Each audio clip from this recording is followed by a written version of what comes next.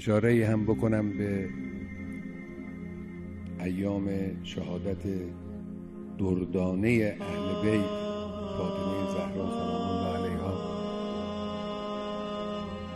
صدیقه طاهره که این روزها ایام شهادت اون بزرگوار امیرالمؤمنین، این روزها با دل شکسته،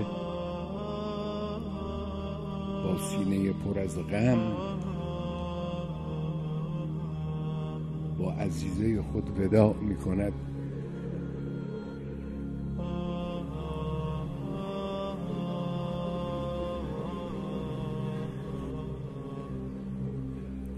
ودیعه گرانبهای پیغمبر رو به او بر می گرداند.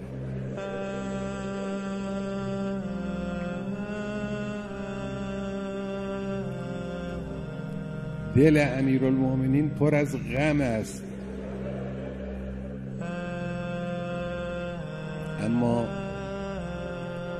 اراده او و همت او مطلقاً کاستی نگرفته است. این درس برای من و شما.